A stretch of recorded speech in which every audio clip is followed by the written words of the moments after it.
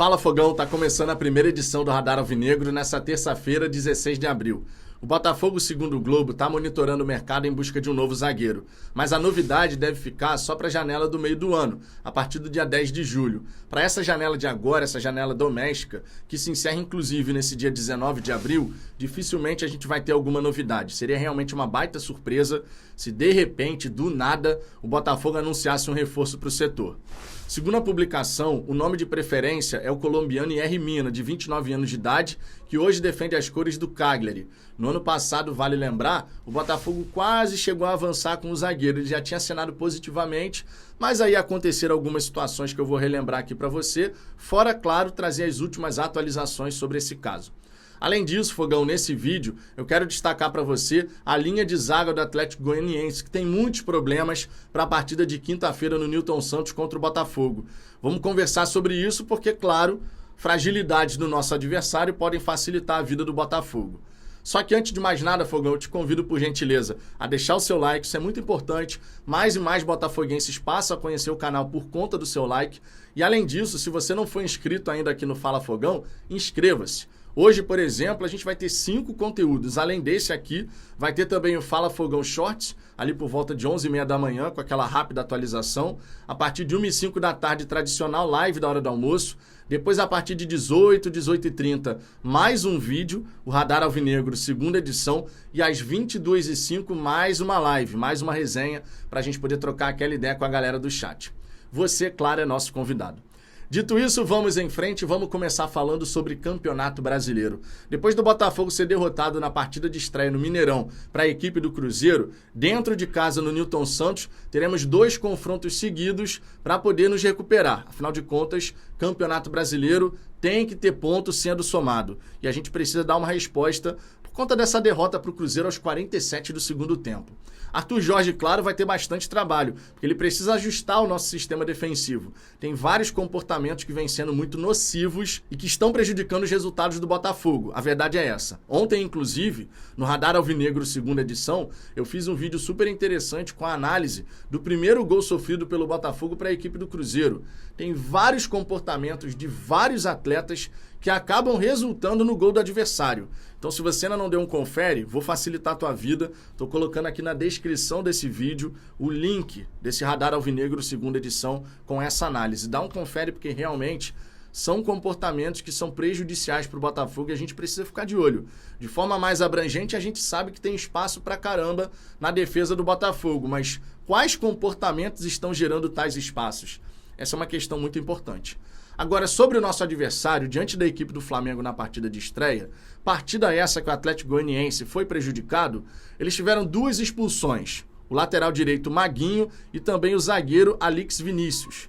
Já o outro zagueiro, o Adriano, ele acabou sofrendo um corte profundo na cabeça e levou 7 pontos. E segundo o jornalista Felipe André da Rádio Bandeirantes lá de Goiás, ele está quase descartado para esse confronto contra o Botafogo. Isso significa dizer que o Atlético Goianiense ele pode montar uma linha de zaga com 3 jogadores reservas. Os 2 zagueiros que podem entrar, inclusive, nesse confronto contra o Botafogo, caso o Adriano Martins de fato fique de fora por conta desse corte profundo na cabeça, são Luiz Felipe e Pedro Henrique. E só para você ter uma ideia, até aqui na temporada, eles só jogaram 2 partidas cada um. Pois é, pelo Campeonato Goiano, sabe? Então, assim, não tem ritmo de jogo, são zagueiros que não costumam jogar. E isso, claro, pode facilitar o nosso trabalho. Quando você tem um zagueiro que está sem ritmo, isso prejudica o próprio tempo de bola, a maneira como ele vai conseguir se comportar dentro da partida.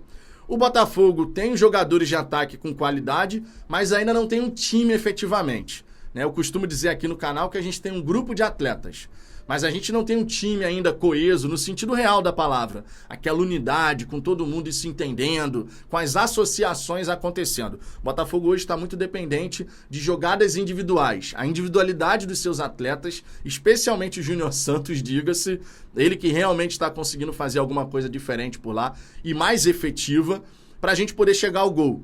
Então, sabendo disso, tendo uma linha de zaga completamente modificada para a gente enfrentar, pode facilitar a nossa vida. Mas é bom que o Botafogo fique atento, tá? O Jair Ventura, que não vai estar na beira do campo, porque também foi expulso diante do Flamengo, o Jair Ventura vai armar aquele ferrolho saindo em transição. Você sabe como é que funciona. Então, se o Botafogo estiver tentando atacar, mas der muito espaço para o time adversário contra-atacar, a gente vai acabar tendo dor de cabeça. Então, o Arthur Jorge precisa estar ligado nisso. E essas informações, é preciso que a comissão técnica do Botafogo troque essas experiências. O Arthur Jorge, não necessariamente ele conhece o estilo do Jair Ventura. Tudo bem que a equipe de análise vai passar relatórios, informações, mas é sempre bom você poder trocar uma ideia, de repente, com o Fábio Matias, que está mais familiarizado com o futebol brasileiro, para ele poder fazer esse alerta. Ó, é assim que o Jair Ventura arma suas equipes. E as equipes do Jair normalmente têm uma transição ofensiva que é positiva, né? Essa é a especialidade do Jair Ventura, afinal de contas. Agora, Fogão, falando sobre essa situação aí do Yerry Mina, você sabe muito bem que o Mina se destacou bastante no futebol brasileiro com a camisa do Palmeiras, fez gols importantes pelo Campeonato Brasileiro, pela Copa Libertadores, foi transferido para o Barcelona, cerca de 11 milhões de euros na ocasião, depois foi para o Everton da Inglaterra por 30 milhões de euros, uma baita grana, e por lá permaneceu por 5 temporadas. Foi realmente assim uma trajetória de longo prazo na equipe inglesa. Depois ele foi para a Fiorentina, livre, foi justamente a ocasião que o Botafogo tentou a sua contratação. E olha só para relembrar, o Botafogo e o Yerry Mina, eles estavam tendo conversas positivas em 2023. E estava tudo caminhando no sentido positivo. Só que aí, irmão, chegou a Arábia Saudita, um caminhão de dinheiro, e o Mina acabou, claro, ficando tentado a essa proposta. O Botafogo, então, tirou seu time de campo, ele acabou não indo para a Arábia Saudita e terminou na Fiorentina, onde não foi bem, e aí se transferiu para o Cagliari da Itália também. Por lá permanece, só que o contrato dele vai se encerrar nesse meio do ano. Então a gente vai ter a possibilidade, mais uma vez, de tentar a contratação do jogador. É um zagueiro interessante, experiente, certamente chegaria sendo titular absoluto do Botafogo. Tem 29 anos de idade ainda, então é uma idade muito positiva, com muita lenha para queimar. E seria uma baita contratação, vamos combinar. É desse tipo de nome que a gente está precisando da nossa zaga, né? A gente está precisando dos caras que já têm uma carreira mais consolidada. Um cara que realmente possa chegar e botar moral. Esse aqui é o cara que pode mudar a nossa zaga de nível, sabe? É esse tipo de contratação que o Botafogo está precisando. Não só composição. A gente está precisando do cara que vista a camisa e é o titular absoluto, indiscutível. Não é o caso do Lucas Halter, todo mundo sabe disso, embora ele tenha chegado nessa condição. O que para mim não faz o menor sentido, sinceramente. E as atuações do Lucas Halter estão falando por si só, não dá. Não tem condição do Lucas Halter nesse momento ser titular do Botafogo. Não sei se ele vai evoluir, não sei se mais adiante ele pode ter um nível mais interessante para jogar com a nossa camisa, mas fato é, hoje não dá. Hoje o Arthur Jorge, entre as mudanças que precisa fazer para a gente se fortalecer defensivamente, com toda certeza é o Lucas Halter ir para o banco de reserva. Essa é uma certeza que a gente pode ter. Ah, e desejável também que o Hugo seja reserva, que o Marçal tenha condições, porque, bem ou mal, o Marçal é mais jogador do que o Hugo, né? Especialmente quando a gente fala de fase defensiva e o Hugo dá muito espaço, assim como o Halter, enfim, tudo isso você já sabe. Vamos acompanhar, claro, o desdobramento dessa história com o Mina. Segundo o Globo, ainda não tem proposta formalizada. É um jogador que já está no radar da diretoria alvinegra. E a gente espera, claro, eu torço muito para que uma proposta seja realizada e o atleta tenha vontade de retornar ao futebol brasileiro. Esse também é um ponto fundamental nessa brincadeira aí, porque se ele não tiver essa vontade de atuar novamente no futebol brasileiro, esquece, você não tem negócio. Mas como teve um aceno positivo na última temporada, por que não agora?